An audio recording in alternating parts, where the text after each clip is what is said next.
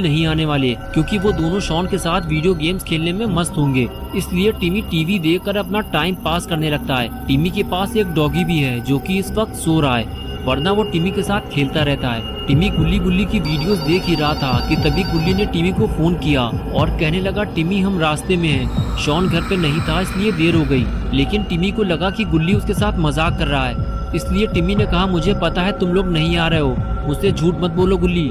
ये कहकर टिमी ने फोन काट दिया और टीवी देखने लगा। तभी डॉगी जोर जोर से भौंकने लगा।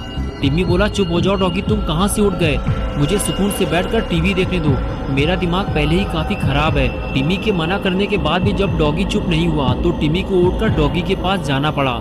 टिमी बोला, डॉगी तुम मुझे क्यों परेशान कर रहे हो, मैं ही तुम्हें इस घर में लेकर आया था, और अगर इसी तरह तुम मुझे परेशान करोगे तो मेरी और तुम्हारी दोस्ती खत्म हो जाएगी, कुछ समझ में आया तुम्हारे।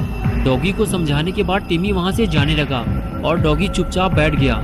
लेकिन टिमी के वहाँ से जाते ही डॉगी फिर से उठकर खड़ा हो गया और भौंकने लगा। लेकिन टिमी नहीं जानता कि डॉगी यूं ही फालतू में नहीं भौंक रहा है, उसने किसी अजनबी इंसान को घर में घुसते हुए देख लिया है और वो टिमी को अलर्ट कर रहा है कि सतर्क हो जाओ, घर में कोई अनजान इंसान घुस आया है। लेकिन टिमी नहीं समझ पाता कि डॉगी उसे क्या कहना चाहता है, और उसे ऐसा लगता है कि डॉगी शायद भूखा है, इसलिए वो उसके लिए खाना लेने जाने लगता है। ठीक है चुप हो जाओ डॉगी, मैं तुम्हारे लिए खाना लेकर आता हूँ, ये डॉगी मुझे सुकून से बैठने नहीं देगा। टिमी ये सब सोच ही रहा था कि तभी घर की लाइट चली गई और पूरे घर में अंधेरा हो गया।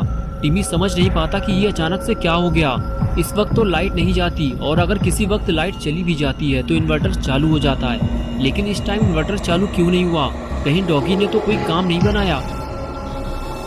टिमी को बैकयार्ड में जाकर देखना होगा। टिमी घर के बैकयार्ड में रखे हुए इन्वर्टर को देखने जाता है। तभी उसे अपना डॉगी वहाँ पर नहीं मिलता जहाँ वो उसे थोड़ी देर पहले छोड़ कर गया था। टिमी परेशान हो जाता है कि आज डॉगी को क्या हो गया है, ये इतनी अजीब हरकतें क्यों कर रहा है। टिमी डॉगी को ढूंढने लगता है और कुछ देर बाद उसे डॉगी भौंकता हुआ दिखाई देता है। लेकिन टिमी समझ नहीं पा रहा है कि डॉगी आखिर किस चीज को देखकर इतना भौंक रहा है। टिमी समझ जाता है कि कुछ गड़बड़ तो जरूर है, वरना डॉगी ऐसी हरकत कभी नहीं करता जैसी वो आज कर रहा है। टिमी डरते डरते आगे बढ़ता है और देखने की कोशिश करता है कि आखिर ऐसा क्या है जिसने डॉगी को इतना परेशान कर रखा है। लेकिन यहाँ भी ऐसा कुछ नहीं है। हो सकता है डॉगी ने किसी बिल्ली को घर में घुसते हुए देख लिया होगा, इसीलिए वो इतना पगला गया है और चिल्ला चिल्ला कर दिमाग खराब कर रखा है। यहाँ तो दूर दूर तक कोई नहीं है।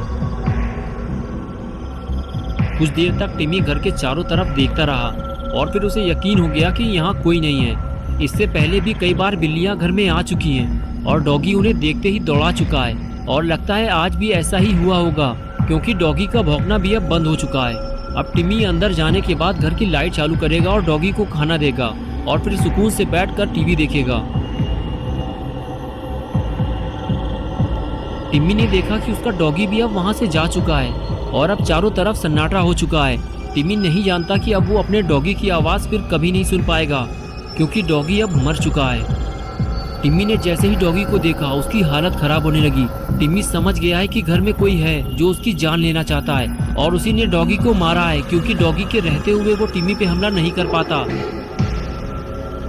टिमी फौरन भागता हुआ आता है और गुल्ली को फोन लगाता है और पूछता है, तुम लोग कहाँ हो गुल्ली, मेरे घर के अंदर कोई घुस आया है और उसने डॉगी को मार दिया है। गुल्ली कहता है, हम लोग घर पहुँचने ही वाले हैं टिमी, तुम घबराओ मत, लेकिन घर में कौन घुस आया है, क्या तुम उसे जानते हो। टिमी कहता है, नहीं मैंने तो उसे देखा ही नहीं है, सिर्फ डॉगी ने ही उसे देखा था और वो मारा गया है। गुल्ली ने कहा, जाओ जितने जल्दी हो सके कहीं सेफ जगह छुप जाओ या घर से बाहर भाग जाओ, जब तक हम लोग ना आ जाएं बाहर मत निकलना। टिमी कहता है, मुझे बाहर जाने में डर लग रहा है गुल्ली, मैं घर के अंदर ही कहीं छुप जाता हूँ, अभी वो घर के अंदर नहीं आया है।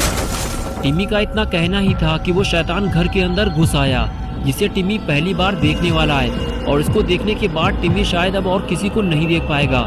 टिमी ने जैसे ही उसे देखा फौरन समझ गया कि उसकी मौत का वक्त अब करीब आ चुका है। टिमी फौरन अपनी जान बचाकर भागने लगा, लेकिन अब टिमी बच नहीं पाएगा, क्योंकि इस खूनी दरिंदे ने, जिसका नाम माइकल मायर्स है, उसने टिमी को देख लिया है और अब टिमी का टिमटिमाता हुआ दिया बुझने वाला है, क्योंकि टिमी घर पे बिल्कुल अकेला है और उसकी मदद करने वाला डॉगी भी अब मर चुका है।